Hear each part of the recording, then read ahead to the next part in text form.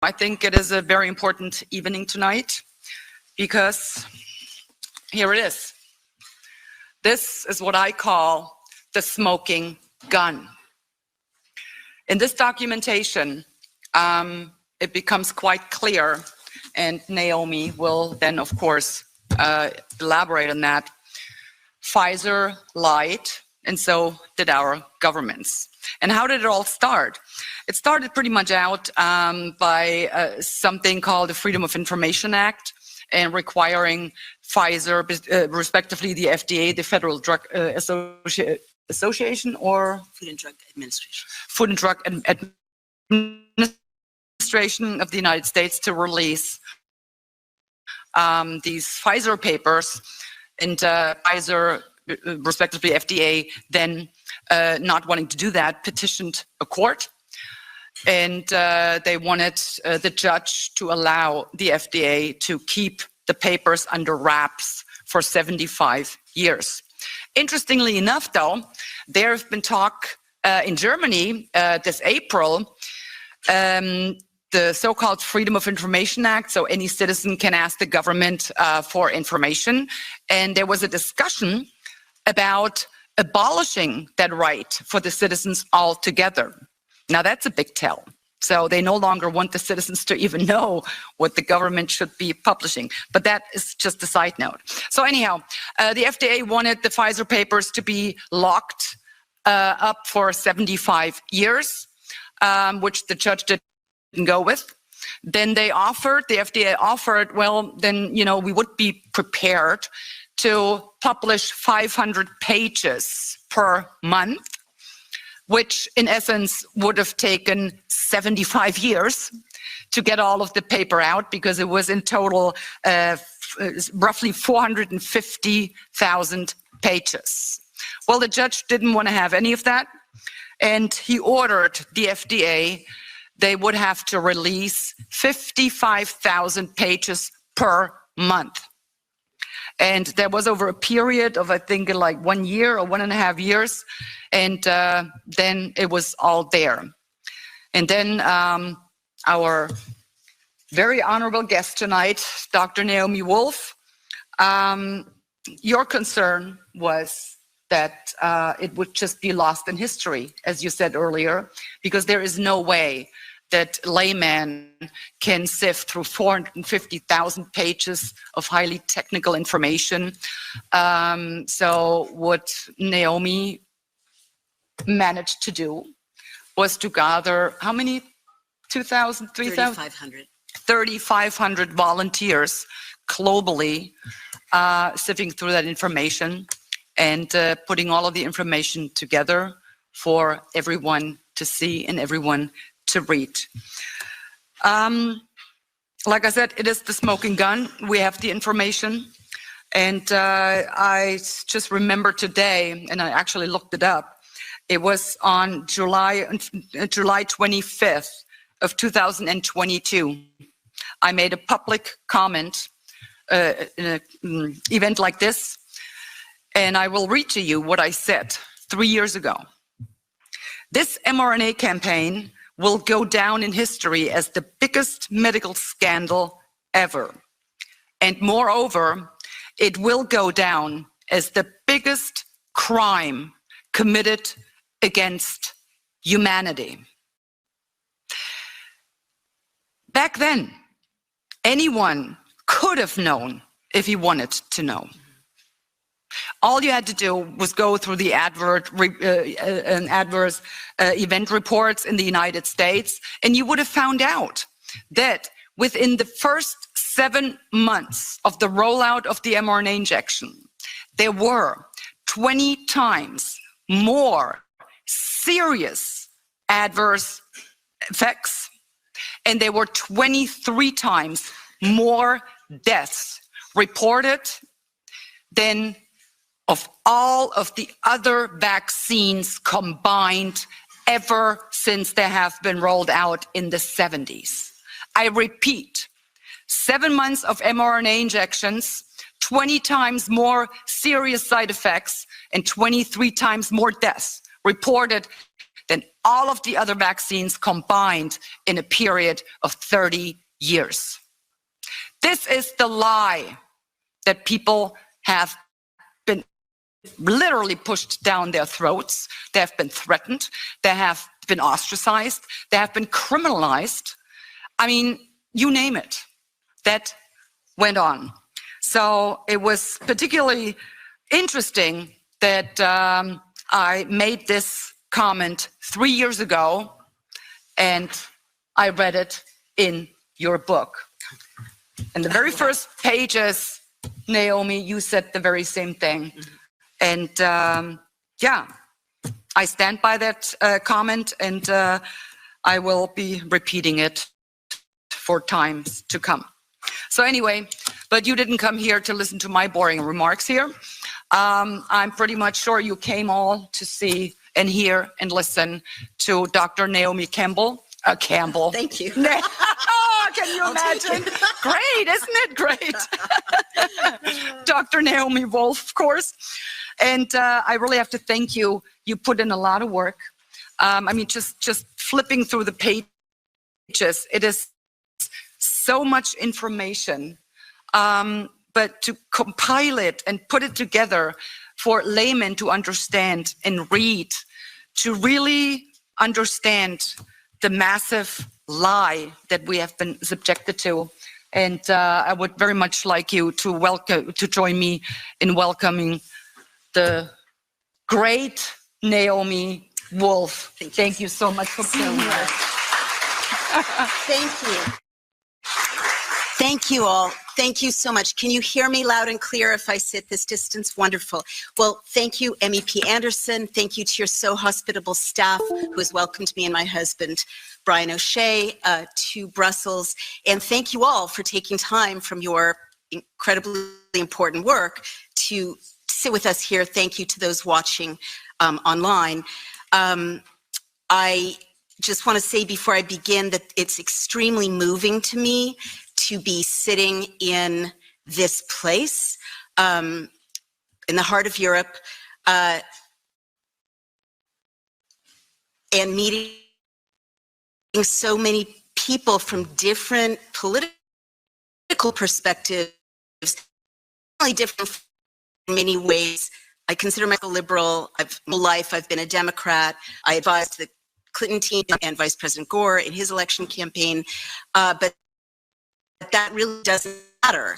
You know, Ms. Anderson, MEP Anderson, or with other MEPs whom I've met here, their colleagues from whatever political party, because what's happening right now in Europe and the United States and worldwide is an extraordinary historical moment. It's related to what I'm going to tell you, but all over the world, people are realizing that what divides us in policy terms or political labels is not nearly as important as our fundamental core values as Europeans, as North Americans, people around the world who love freedom and individual human rights, the rule of law, and that's what was targeted ultimately by these injections as it's being targeted in other ways. And I will explain that, but fundamentally, whatever the political party is of people I'm meeting here, we are brothers and sisters, we are allies, because first of all, we need to save European democracy, we're saving American democracy, we need to save democracies, rule of law, and free speech around the world. So I just want to say that before we begin. Shall I launch right in? All right. So some of you may know who I am. I've been a public figure since I was 26 years old, and others may not. I'm a long-standing best-selling feminist author. I've written 9 best-selling books, translated in European languages of many kinds, and I was a Rhodes Scholar. I got a DPhil at Oxford University in English literature. I'm not a medical doctor, but I am a journalist. I've appeared in every major news site. I was a columnist for The Guardian and for the Sunday Times of London and so on. But all of that didn't matter in June of 2021 when which covered women's reproductive health. When I noted that we're reporting eyewitness accounts of their bodies, which is, as a feminist, you're supposed to be allowed to listen to women about their bodies. They were reporting eyewitness accounts of menstrual damage upon having received the mRNA injection. And literally, that was my post. And overnight, I was canceled from X, Twitter at that time, canceled from Facebook, YouTube. My bio changed around the world simultaneously, which is interesting. I didn't think AI had rolled out then, but something did that. Went from, Rhodes Scholar, doctorate at Oxford, to conspiracy theorist. And overnight, every major news outlet that had published me and featured me for 40 years closed their doors to me, and I was literally voiceless. So that doesn't really matter what happened to me personally, except that a warning signal that women around the world were entitled to have received about their own bodies and reproductive health was intentionally silenced. And I found out later, during lawsuits brought by the state's attorneys general of the state of Missouri and of Louisiana, that it was people for whom I had voted, the Biden administration, notably senior people at the CDC, the Census Bureau, which knows where I live, I'm related to, other agencies, including law enforcement agencies, that had colluded to put pressure on Twitter and Facebook and other social media sites to silence my tweet and to discredit me. And that was very terrifying, to find out the most powerful government in the world had singled you out. And by the way, we have a First Amendment in the United States, thank God. And two courts now have found that two settlements have found that my constitutional First Amendment rights were violated, and that the Biden administration had no legal right to silence a citizen, but that happened. So as a journalist, I realized that there must be a story here, because why go to so much trouble to suppress this simple tweet of mine? And in 2022, as you described, the successful lawsuit by attorney Aaron Siri led to the forced release of 450,000 documents from Pfizer in the custody of our FDA. Now, I was only being hosted at that time by Steve Bannon, the far right-wing commentator. Another example of, I don't agree with Bannon on a lot of issues. I'm still a liberal, but he cared about what was happening to women and children. So I was talking on his show about these issues, and he said, these documents will be lost to history. Of course, you're going to convene a group of experts to go through them. And I said on the air, of course I am, not having any experience in doing that. But miraculously, 3,500 doctors and scientists did convene and worked for 2.5 years pro bono in service of humanity, but also out of love for science and medicine, to read through these massive documents, technical documents, and to issue what are now 105 reports. 50 of them are in that book, if you would kindly hold it up at some point. And we published them in real time. Now, before I tell you what's in the Pfizer documents, I just want to note that it's been 2.5 years since we began publishing these reports, and we have not received a lawyer's letter from Pfizer. So what is reported is accurate. No one from Pfizer is telling us to cease and desist. It's accurate. And also, it's not my opinion. I just want to stress that. I'm not the author of this book. I'm an editor of it. Amy Kelly is the leader of the effort, my COO. But what's in this book are reports that link directly to the primary documents. So if you have any doubt about any conclusion in any of these reports, you can link, you can check the Pfizer documents and see for yourself what that primary document looks like. All right, so what's in the Pfizer documents? First of all, and I think this is very important for you as MEPs, Pfizer knew a month into the rollout into the public of this injection, so November of 2020, that this vaccine did not work to stop COVID.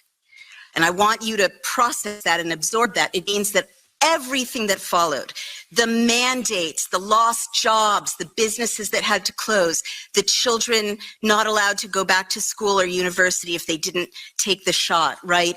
The armed forces compelled to take the shot, the pilots compelled. All of that followed, the two-tier society, the suppression of liberties, was predicated on a lie. It didn't stop COVID, concluded Faizer. The efficacy and vaccine failure. And the most common side effect of getting vaccinated is COVID. So everything that followed was a lie. Second, they knew that the injection did not stay in your deltoid. I'm sure that Europeans, probably through the EMA, the European Medicines Agency, like our FDA, or other public health entities, told people here, if you have side effects, it's likely to be chills, fever, a little fatigue. You may need to lie down. No, Pfizer knew that and they said that the materials stay in the injection site. They knew that was a lie. In fact, in the Pfizer documents, there are charts showing that the materials, the spike protein, the mRNA, the lipid nanoparticles, which is a petroleum byproduct, rather polyethylene glycol, a petroleum byproduct surrounding lipid nanoparticles and industrial fat, they didn't stay in the deltoid. They biodistribute within 48 hours, and they leave the injection site and biodistribute to major organs throughout the body. They cross the blood-brain barrier. You may have noticed personality changes in some of your loved ones who took this injection. But they also accumulate in the liver, the adrenals, the spleen, the lymphatic system, and if you're a woman, they accumulate in your ovaries. And so this is an industrial fat accumulating in women's ovaries, right? So the first injection accumulates in your ovaries. The second injection, more accumulates in your ovaries. Our experts could not find any mechanism whereby this material left the body, male or female. So by the first booster, people are already reporting when they do surgery on vaccinated women that they're fully blocked ovaries, okay, as well as other kinds of damage. Pfizer knew that. Pfizer knew that they had to hire 2,400 full-time staff in order to process the reports of serious adverse events they were already starting to receive. And indeed, within the Pfizer documents, it's a 3-year period of time, end of November of 2020 to February of 2021. Well, that tallied up over 42,000 serious adverse events. Many individuals had multiple serious adverse events, and just an overwhelming number of side effects that were not fever and chills, but in fact, things you were not told about. So the number one side effect in the Pfizer documents is something called myalgia, which is muscle pain. How many people do you know who just feel bad? Well, Pfizer knew they would feel bad. Doctors are baffled, myalgia. The second most common side effect is joint pain, because these injections are inflammatory. And Pfizer knew that. What is arthritis? What is joint pain? Tendon pain, it's inflammatory. How many people do you know who are limping or had to have knee replacements, hip replacements, shoulder replacements? Young, healthy people, many of them. Pfizer knew. The third most common side effect, as I mentioned, is COVID. But after that, there is a catastrophic industrial scale tallying of horrifically serious side effects, notably heart damage, myocarditis, pericarditis, problems with the aortas, a great deal of blood damage, thrombotic thrombocytopenia, blood clots, lung clots, leg clots. These lipid-nanoparticles create clotting in the body. Everyone knew that about lipid nanoparticles before this mRNA, who worked with them. Florid neurological events. Our experts found that the lipid nanoparticles strip the myelin sheath from nerves, which is how electricity is conducted in a nerve impulse. So, of course, you're getting tremors. How many people do you know who now have tremors? You're getting Guillain-Barré. You're getting dementias, epilepsy-type seizures, horrific neurological events, and also autoimmune disorders of all kinds, lupus-type disorders, because now we know these injections damage the immune system. Also things that would surprise you, a huge amount of eye damage, blindness, eye damage of all kinds. And in addition to all of these side effects, miscarriages, I'll get into the reproductive damage, 1,200 deaths in 3 months. And these are not statistically random people who happen to have died. They were old, they had prior conditions.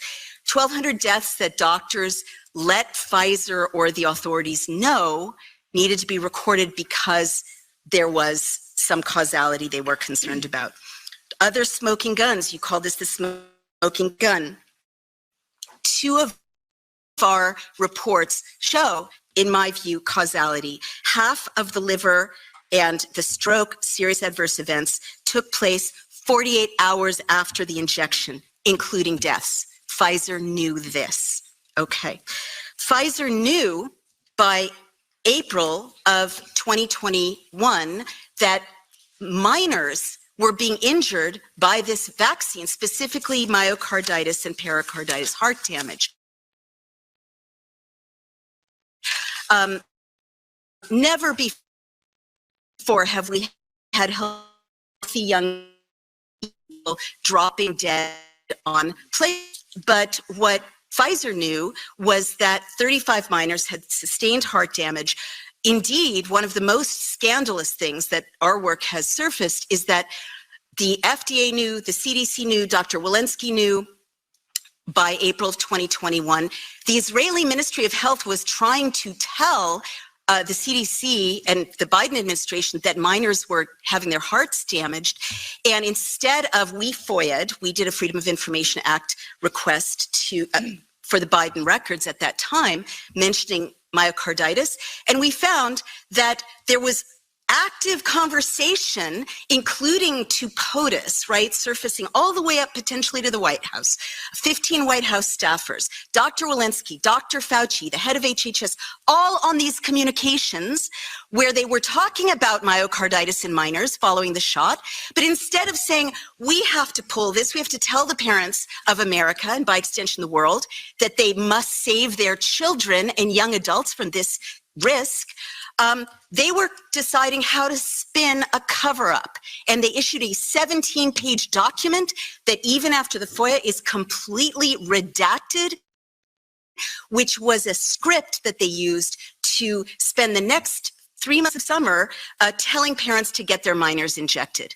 And indeed a big influencer TikTok campaign encouraging young adults and minors to get injected. And they knew that kids would sustain what is often deadly heart damage from these injections. They knew. And in fact, Senator Ron Johnson, now under this administration, is using our work to unredact those documents and to shine a light on that cover-up. He had hearings about it. Pfizer knew all of these things, but all these side effects, all this damage isn't the most shocking, surprising thing in the Pfizer documents, and I'll tell you what is. You know, COVID is a respiratory infection. So you would expect a lot of information in Pfizer documents about lungs, about oxygen levels, about mucous membranes. No, there's almost nothing about respiratory issues in the Pfizer documents. What there is a 360-degree obsessive focus on ruining human reproduction. Sperm ruining fallopian tubes, ruining ova, ruining placentas, ruining fetuses in utero, ruining the birth process, ruining lactation. That's what they were studying. That's what they were focused on.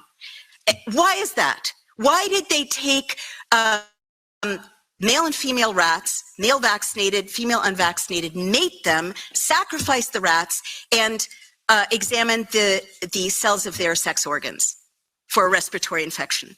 Why is that? overwhelmingly the focus is on ruining human reproduction. So let me just give you some examples.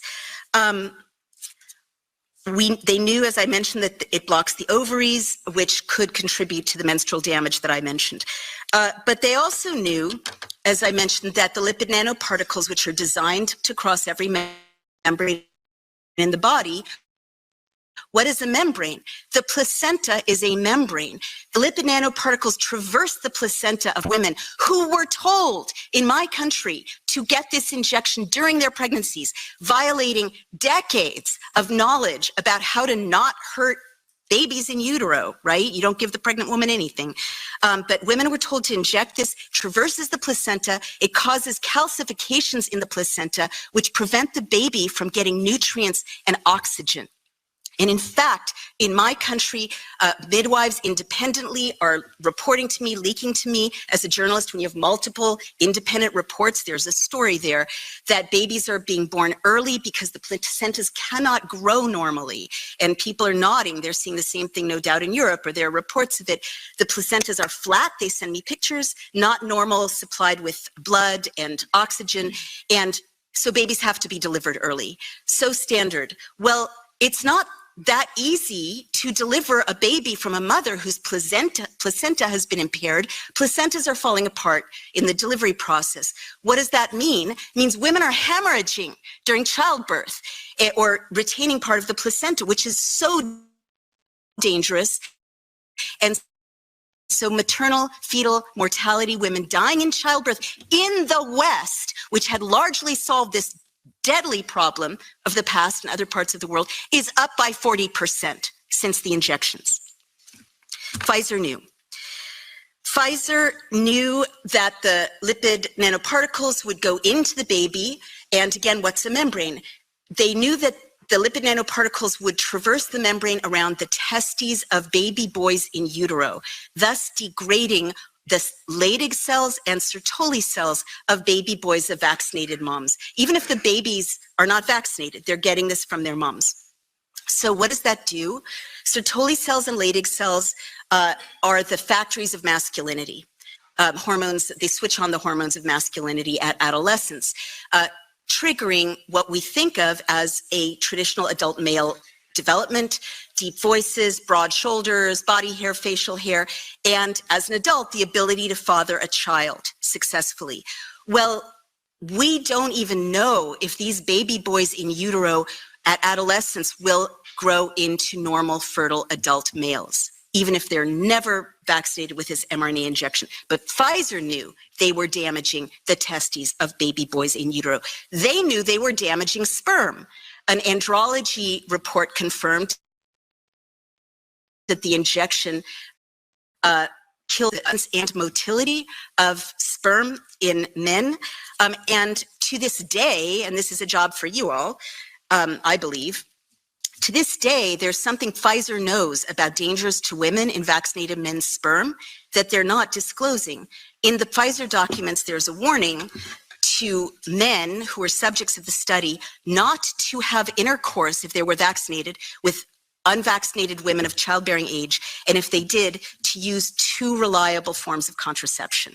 2, Pfizer defines exposure to the vaccine as including, right, shedding is supposed to be a conspiracy theory, as including skin contact, breath, and body fluids, such as semen. And to this day, we don't know what that is, right? We know that women, as anecdotally, are having horrible cramps, real problems with when they have intercourse with vaccinated husbands. We don't know why Pfizer said don't do that. I can tell you one hypothetical a little further on. They told women in the study not to get pregnant. Nonetheless, 270 women got pregnant in the study, vaccinated women. Now, 234 of them, the records of what happened to that pregnancy were lost, which is illegal. Pfizer is supposed to follow them through pregnancy. However, of the 36 women who gave birth, over 80% of them lost their babies. Over 80%. Pfizer knew that. One of the most chilling things in the Pfizer papers is something called a pregnancy and lactation report. And I'm feeling like the heaviness in the room, and I empathize. You know, this is very dark news, but I also want to say there's a lot that can be done, and you all are in a beautiful position to do it. So please bear with me for the rest of this darkness, because, you know, this is very serious, but there are ways to engage with this information after you have it constructively. The pregnancy and lactation report is an 8-page document that was prepared specifically for the White House and given to Dr. Walensky, to the FDA, to the White House in April of 2021. Now, I am the daughter I'm the daughter and granddaughter of immigrants, but I'm the granddaughter of 2 people who lost 8 siblings in the Holocaust. And that's why I'm sitting here with you today, because if that wasn't part of our family's history, I wouldn't understand so clearly the importance of raising these warnings and calling attention to these atrocities. I've written about, and I know it's illegal in Germany, too bad. I'm going to use my American free speech. I'm in a free place. I've studied deeply the history of Nazi medicine. As a result, when I saw the pregnancy and lactation report as a Jew and as the granddaughter of people, part of whose family were wiped out by them, this was a very chilling and recognizable document. It had charts, very scientific, neutral, careful chart. Even superficial students of history, you know why I stress that. These careful charts show horrific damage to women and babies in the pregnancy and lactation report.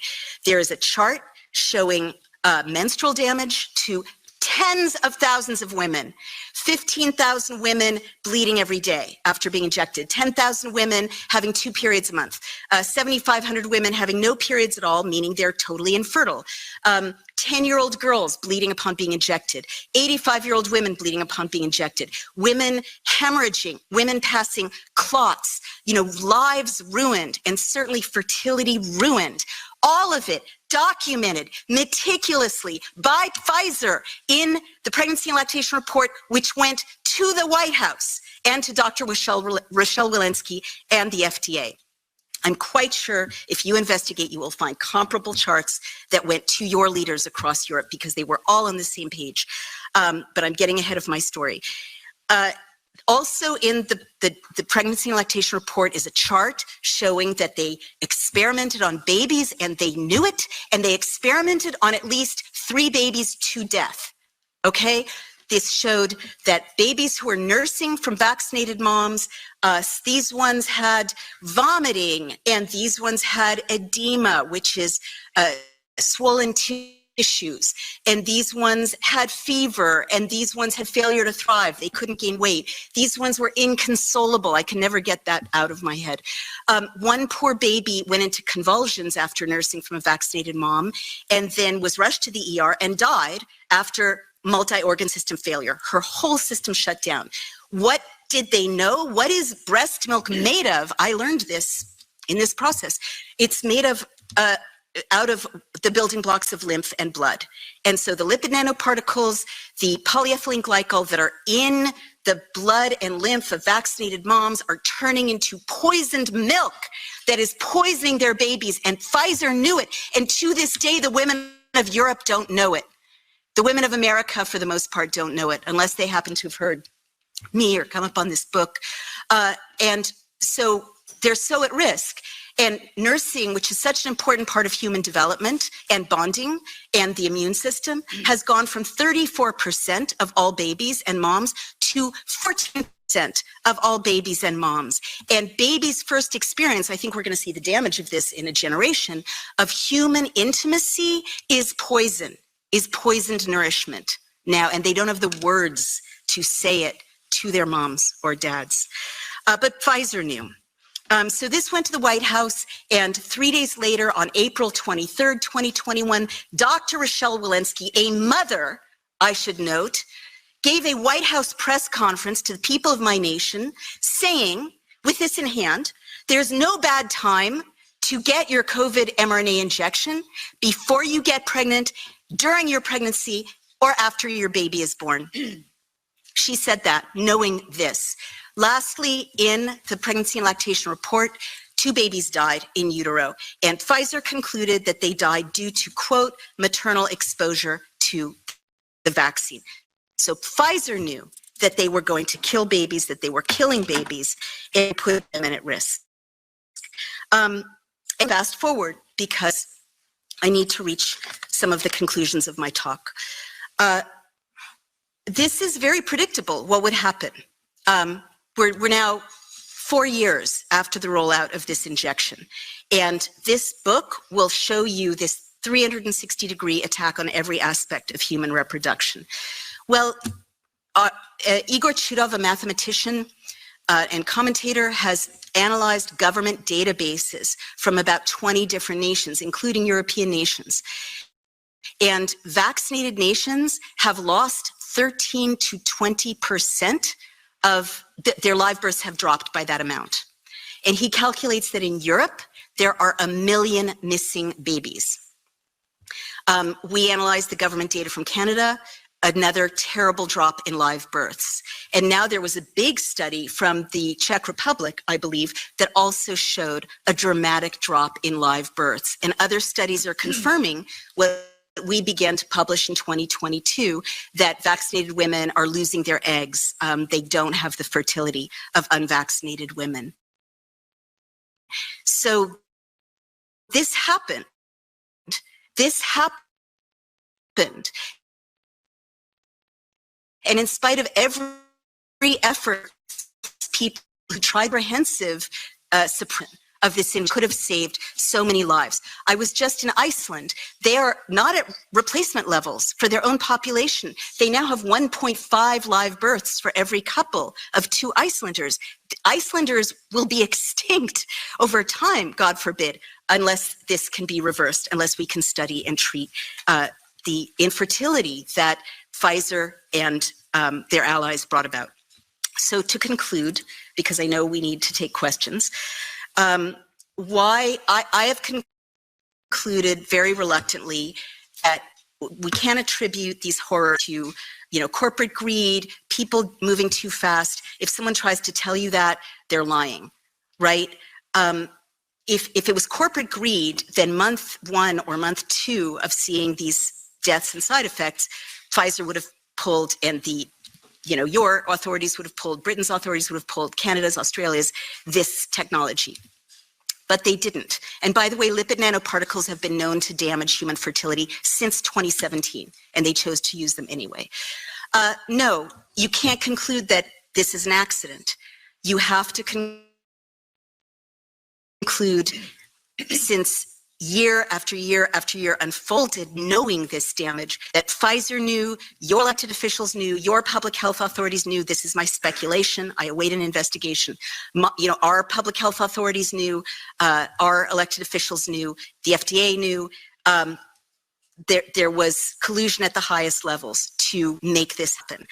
I'd love for it to be an accident or corporate greed, but it isn't. It is a mass murder. And again, I say this deeply knowingly, as a Jew, as the granddaughter of Rosa and Joseph Wolf and all of their lost brothers and sisters. This is the greatest crime against humanity in recorded history, just numerically, because billions of people have been injected with this. So I will end by telling you why I believe it's a bioweapon, and that it was deployed, in effect, to reduce Western populations and influence. Number one piece of evidence is research I did that found that in 2021, there's an SEC filing, the Securities and Exchange Commission in my country, which is BioNTech, which is the subsidiary of Pfizer that produced this mRNA injection. And it is a memorandum of understanding, meaning an agreement, a legal agreement, that shows a partnership between BioNTech, which we're told is a German company, but it's not a German company, it's a German-Chinese company, because the partnership is with the Chinese Communist Party. The partnership is with Fosun Pharmaceuticals, which is one of the biggest pharma companies in China. And you all know in any major company in China, it's the parliaments.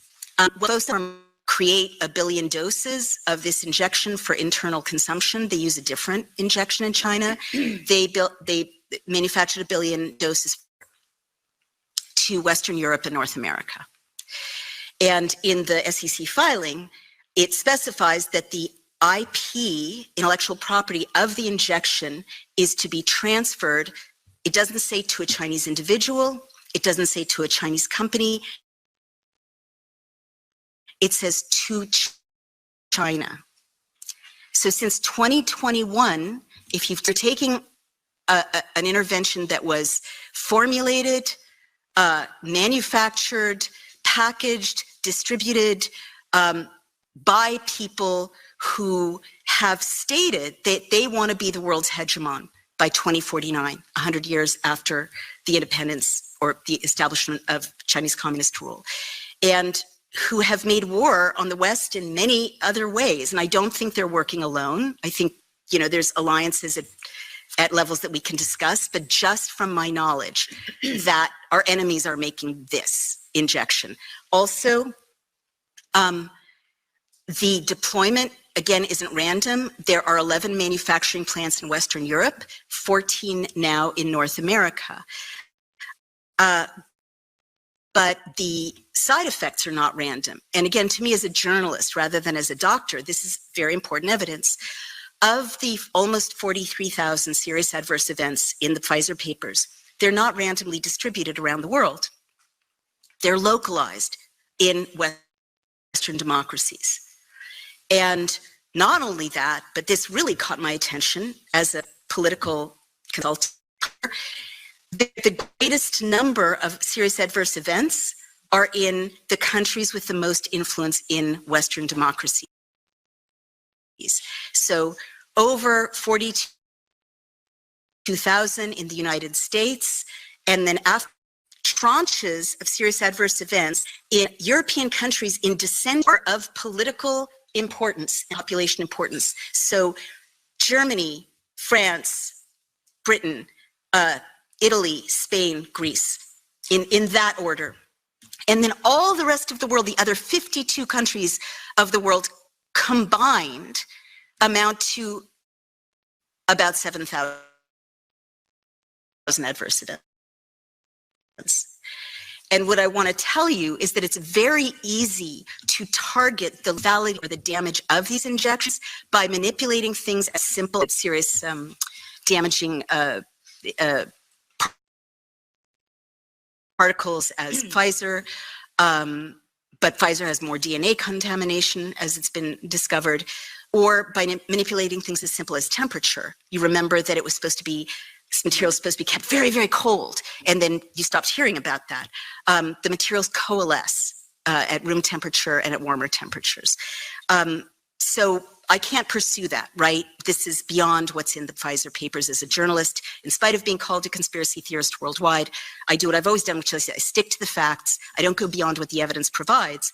But that evidence, to me, requires investigation. How do you take something that easily is manipulated to target populations, and you have these terrible losses and damage and infertility in Western nations? So I'll stop there. We can talk about what I think it means that other plot being mandated. But I will note, if I have a minute to conclude, that if you look with this analysis at who got mandated, certainly in my country, but I believe throughout Western Europe, but in my country, who got mandated? It was people, and you have a right to subpoena them, you have a right to see them. So what's preventing Europeans from seeing what's in those texts? Let me answer that. That would be our despicable Ursula von der Leyen, who is corrupt. to the very core of her being. She simply refuses to give out those texts. She has been admonished by so many authorities, whether it was the ombudswoman or whoever it was, parliament. Now there's even a court ruling telling her that she was in violation of the EU treaties by refusing to share those texts. And unfortunately, the texts probably don't even exist anymore. Well, so, and let that's me the thing jump is, in there. yeah.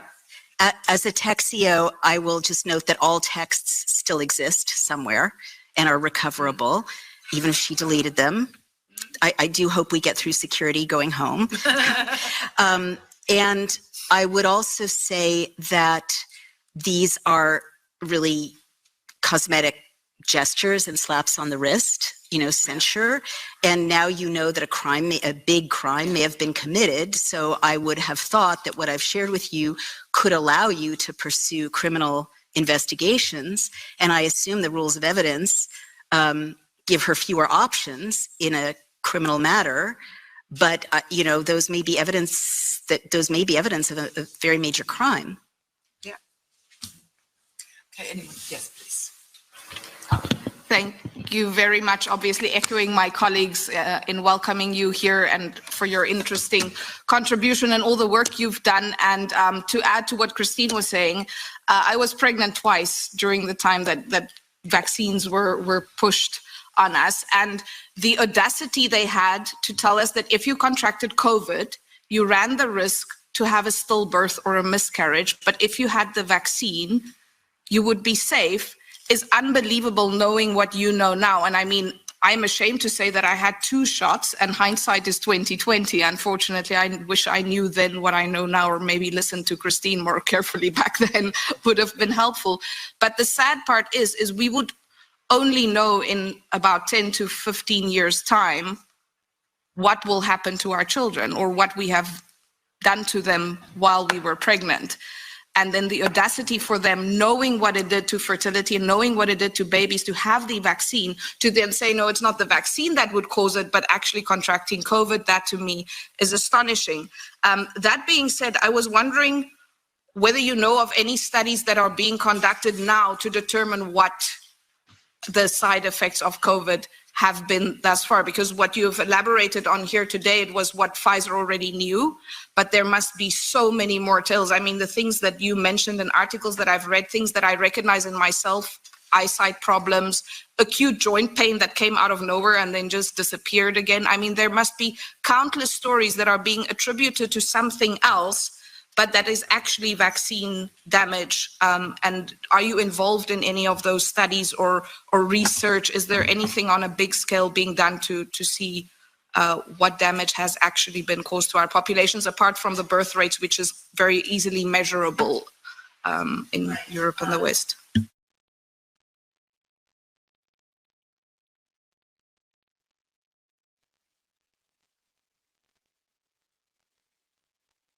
So sorry. First, I was just saying, thank God you've got 2 children. And the next thing is, when I said there's hope, even though this is such a dark subject, now that you have the information, this is exactly what humans do to save other humans. If they have some influence authority, they launch the studies, they find the interventions, they find the treatments, and so on. So I never ever thought in my life I would say thank God for President Trump and RFK Jr., but here I am. Because we have RFK Jr. running HHS, we are likely to start getting what he calls gold standard science. And I still think there's huge pressure on him not to look at damage from the COVID injections, but he has been, like one of our biggest drugstore chains has stopped giving the COVID injection because they don't have a recommendation from RFK Jr.'s CDC. So those are things that are good, that are happening. In terms of other studies, it's difficult because pharma funds so many universities and so many studies and scientists. But if you look in the NIH database, you will see that there are peer-reviewed studies. Our team actually published a peer-reviewed study showing some of the side effects from these injections. And so it's more and more fully documented. I definitely want to echo what you're saying. I personally know anecdotally so many people who are suffering what I know to be mRNA injection injuries, and they have no idea, and their doctors don't tell them. And I'm sure that's happening in Europe.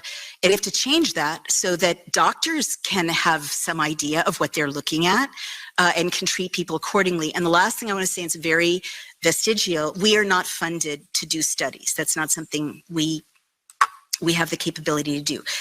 I'm sure you guys can influence funding. Certainly, you know, funders at HHS are influencing funding for studies now. But I do want to say two of the huge takeaways are inflammation and circulation. So anecdotally, what I tell my loved ones is that everything you can do to detoxify, to support your lymphatic system, and to support your circulatory system, and also to engage in an anti-inflammatory lifestyle is going to help your body deal with, I'm not going to say process and eradicate, but deal with the damage from this injection. And I know that's very primitive compared to the sophistication of this harm, but I think, you know, with more studies, real medicine can build on real treatment, real science can see what real cohorts look like. I do want to say something to this questioner, though. You said, how can we ever trust them again? In the United States, trust in public health has completely collapsed. And I know anecdotally vaccinated people, unvaccinated people across the political spectrum who are doing everything possible to never see a doctor or go to a hospital again, an allopathic doctor. The good news is there's a booming, you know, integrative medicine, taking the best of allopathic medicine and other treatments that we know are not so harmful in America, and I'm sure that that's happening in Europe and all over the world, but this is a crisis, right? We need to be able to trust our doctors and our hospitals, but they have to earn our trust. Okay. Yes, please. Thank you very much, Dr. Frederick first, and then you, Brian. Okay. Okay, Sorry. thank you. Thank you very much, Dr. Wolf, for your speech. Thank you. Is it me first or is it? Yeah. Okay. No, just you.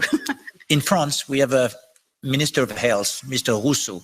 He went on national radio and he said these vaccines were safe and effective and there were no side effects. Go and get injected.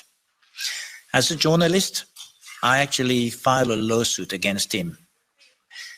I was actually thrown out of court because I did not have any right to act.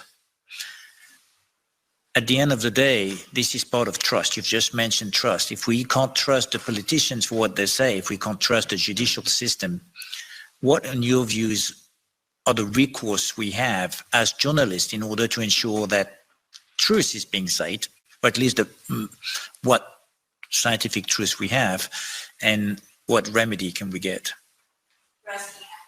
Sorry, you're asking as journalists or citizens? I would say I'm a citizen journalist. Right. Well, I'm and a not politician gonna, as well. You know, I'm not going to sugarcoat my response. Journalism in Europe and Britain is in a catastrophic state, right? And it's difficult to get access to the truth. It's difficult to produce the truth. You get censored in many areas when you produce the truth. It's difficult to make a living producing the truth. And it's very difficult to combine uncovering the truth with justice. I just was in Britain a year ago testifying on behalf of a journalist named Mark Stein, who lost his show on GB News because he had me on to report these findings. And Ofcom, which is a quasi-government agency media watchdog, shut down his show. And they didn't say you were wrong or she made a mistake. What they said was, this is upsetting to people. So you can tell the truth in Britain. We told the truth, he told the truth, and you can still have your career closed down, you know, tens of thousands of pounds in damages, I mean, in costs, legal costs, completely silenced throughout Britain because the truth is upsetting.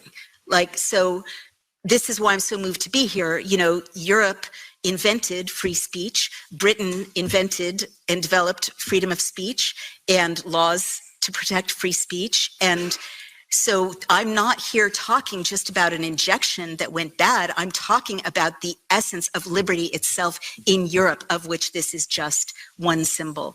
So that's why I would say the answer to a lot of what I've spelled out here in Europe has to do with having your own sovereign nations again, in your own borders, in your own citizens, making your own laws at a parliamentary level for the people, and not having their sovereignty drained by supranational entities that the people didn't elect and can't influence. That is the answer, and it worked for us, right? I mean, I try to be nonpartisan, but the people of the United States spoke, and there was enough scrutiny of our voting system, which is also very important, that someone the globalists didn't want to have, but who was a populist nationalist listening to the people to some extent, got into office. RFK Jr., who would never have been imagined a year ago to have been, in charge of science in America, is in office. And I'm not saying that's the end of the story. There's always a fight for freedom, and everyone's imperfect, but that wouldn't have happened if we hadn't had our nation state defended and at a state level, right? And that's why I'm so worried about the draining of sovereignty from France and Italy and Germany, because the only way we could police our rule of law was at the level of Alabama and Missouri and, Texas and other states that said no. And protected the vote and so on. So you need your borders back. You can't have a citizenry that can legislate without having borders, and you can't have a citizenry that can legislate if the people are not citizens. So that's what I would say about the importance of your organization and sovereign nations in Europe. Hallelujah and amen to that. Seriously. Okay, Brian. Hi, yes. The gentleman earlier had the question about China, and I was wondering if you would mind if I just address that, because you full disclosure, I'm married to Naomi. And I remember you had me research that part somewhere between walking the dog and meatloaf, I believe. Super fast. Super fast. So Sinovac was and it's a great question. Sinovac was the company that made CoronaVac, which was issued to the Chinese people, as well as Turkey, Indonesia, Brazil, pretty much some of their top partners, and then Belt and Road. Well, it's an inactive coronavirus. It's different than mRNA. What's telling about that is Fosun Pharmaceuticals is an offshoot of Fosun International, one of the biggest Chinese companies out there, who actually makes, I believe, most of our vaccine. And they refused it 3 times when Biden offered them a vaccine that their company made. And I think that, for me, is the most telling thing. Thank you so much for adding that. There any more questions? Oh, yes, back here. And may I make a suggestion? I don't know, what time do we have to leave the room? Okay. Oh, yeah, then we have some at the latest. Okay, please go ahead. Thank you for giving all this insightful information and personal risks you've had to take to do all this. Thank you. And I wanted to ask you if you could give us further information maybe on how the vaccine links to dementia, because a lot of older people, maybe even those in our families, for example, my grandmother, have suffered in dementia from dementia ever since taking the COVID vaccine. I'm so sorry. And thank you for bringing that up. I know one of the most disturbing things, everyone can hear me, right? Yeah. One of the most disturbing things sort of emotionally for many people is personality changes that can arise in loved ones. And there's enough anecdotal evidence. I mean, this is one of those things that requires a lot of study, but it tends to fall into categories of very binary thinking. People are no longer capable of nuanced thinking or shades of gray kind of critical thinking, and also impulse control problems. People get very enraged, road rage, accidents, fights, a lack of regulation, emotional regulation, and dementias, as you mentioned. So now we know the mechanism for that, or at least some of the mechanisms.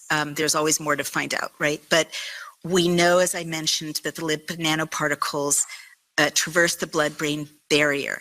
And indeed, lipid nanoparticles were developed and understood to traverse the blood-brain barrier. They were initially used 10 years ago to bring medicine to people with brain tumors because those people were so far gone and had so little chance of living that the risks of the lipid nanoparticles in their system was defensible because they were going to die of a brain tumor. But it was known that this material goes into your brain. Now, what it does, and a book by Dr. Michael Nels called The Indoctrinated Brain is a really important book. He's a German neuroscientist. He points out that the combination of propaganda, repetition of messages while people are in a state of fear actually damages and rewires the brain, and also that there's this actual brain damage from the injection, specifically destroying or damaging the prefrontal cortex, which is where impulse moderation takes place, where we don't say, you know, terrible things to our loved ones, even if we're thinking them, and also where memory. I mean, one of the most disturbing things he found is that people with a combination of this rewiring through propaganda and the actual brain damage lost their memories of themselves, right? And it was replaced by the propaganda, so that when you challenge the propaganda, you've seen people storm out of the room when you say, well, let me show you this data that contradicts what NPR is saying. That's because you're not just challenging their knowledge base, which people used to be able to handle in a debate, but you're challenging their sense of self itself, because their brain has been rewired, essentially. So I think that's really worth noting. I don't know what happened, obviously, in your grandma's case, but there's so much dementia and Alzheimer's type damage in the Pfizer documents that it's just understandable. These lipid nanoparticles damage the brain as they circulate through the system, you know, crossing the blood-brain barrier. And that's why, again, study is so important, because what you've got, among other things, is an inflamed brain. You've got brain inflammation from the lipid nanoparticles. And so if you can engage in anti-inflammatory treatments that could help heal some of this, there can be, you know, trauma-based interventions that can help with the way propaganda rewires the brain. In effect, you can possibly rebuild the myelin sheath of the nervous system, you know, which helps all impulses travel through the nervous system. But those are things that it takes political will as well as institutional will in universities and labs and so on to deliver. So that's the best I can do, and I'm really sorry that that happened to your grandma. It's funny that you should mention Michael Nels, because believe it or not, my colleague Gerald Hauser from the group The Patriots and we hosted him just before the summer break. So, yeah. Okay, are there any more? Yes, please. Yes, maybe one more question. Thank you so much for what you have said about Europe, because that's exactly what we are fighting for, Europe of sovereign nations, which implicitly means a Europe of liberty and freedom. And thank you so much also for your tremendously important work. My question refers to some of the last words of your talk. You said never again. It should happen never again. So what is your judgment on the political attempts to change this policy forever and to never let happen it again? Like in the US, you are a bit luckier than we are at the moment in Europe, where especially with your Minister of Health, I think you mentioned him before, Robert Kennedy Jr. We all know, wants to get rid of all these criminal policies, but as we see, the forces of darkness are striking back. And just today, I read that there is a pressure campaign to move him out of office, to remove him. So, what is your prediction on this? Is this possible for the dark forces to gain this power again, to remove such an important figure like Robert Kennedy? when all these things have come to light already? Is that possible? Is that thinkable?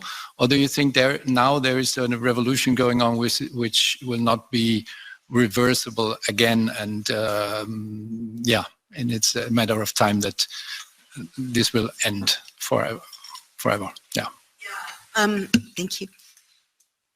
So what I would say is it depends on the American people if the forces of darkness prevail, just like it depends on the people of Europe if the forces of darkness prevail here. And what I mean is, and this definitely comes from my life as a White House spouse back in the Clinton era, and also as a political consultant to the Clinton team and to the vice president at that time, Al Gore. Even though it was some decades ago, the pressures remain the same for any administration. You can have the best administration in the world, and the pharmaceutical lobby is so powerful in the United States. They they fund the left and the right. They fund senators and congresspeople in the Republican Party and in the Democratic Party. I mean, Bernie Sanders, who is a Marxist, gets so much money from the pharmaceutical lobby. So it is going to always be a fight, and just getting people elected doesn't solve the problem, right? The campaign is day by day, as you all know. But what I would say is that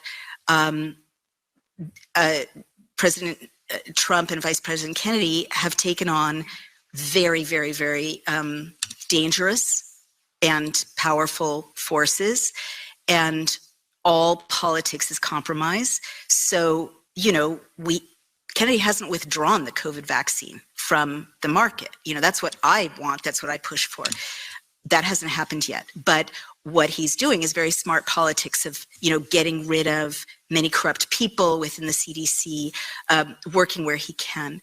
But what I would say about our system is Kennedy and President Trump and whoever comes after President Trump are only as powerful as their constituents are active. And if their constituents are not active and holding their feet to the fire, organizing, voting in midterms, voting in elections, bringing voters to the polls, putting signs on their lawns, and so on, you're just going to have the same group of lobbyists that surround you here. They're the same people who surround people in Washington, take over the agenda. And so it really depends on the people. That's why I'm so preoccupied with getting laws into everyone's phone so they can see what's happening and lobby. Now, you all have a very serious problem here, which is it's very difficult for people in Europe to lobby, right? Lobbyists can lobby, but the people, it's very difficult to find out what laws are even being debated in European parliaments, let alone in this parliament. It's very difficult, if not impossible, to intervene. It's hard to share those laws. It's hard to search for them deliberately. They're made opaque deliberately. I've looked at a lot of databases. Yours are so bad, and as a result, the forces of darkness there's no leverage point, right? Unless it comes from an awakening of the people here, as I said before, organizing and getting their borders and their parliaments back. So that's just my answer to, I'll never forget what Vice President Gore said to voters. He said, if you want a good bill passed, I can't do it for you. You've got to make me, make me, organize, force my hand, put pressure on me. And I never forgot that, because the people who are sitting at the table in Washington, as in Brussels, are the special interests. They're the ones who are drafting the bills. They're the ones who are putting the clauses in the bills. They're the ones who are putting their friends' interests in the clauses in the bills. I'm guessing that's true in Brussels as it's true in Washington. And the only antidote for that is for the people to be empowered through knowing the laws, sharing the laws, being able to call your a real chief of staff and have a real meeting with a real parliamentarian, and returning the power of the parliament to the people of sovereign nations. So I'm sorry to repeat myself, but that I've looked so closely at this since 2007, when I wrote a book about how democracies die and tyrannies establish themselves, and that is literally the only solution.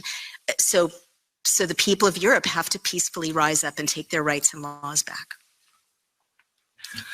By the way, the poor transparency of the websites, that you can't find any legislation that is going to be passed or whatever, and just the impossibility to find anything in particular on the websites. By the way, it's not a bug; it's a feature. Totally a feature, not necessary. Okay, are there any more questions? Okay, that doesn't seem to be the case. So then all that's left for me is to thank you for really bringing it to a point what we are facing. And I mean, I've been saying that for years now. Is yes, our democracies are under attack, and I never tired to specifically speak about the Western democracies. You just added one more point to that list.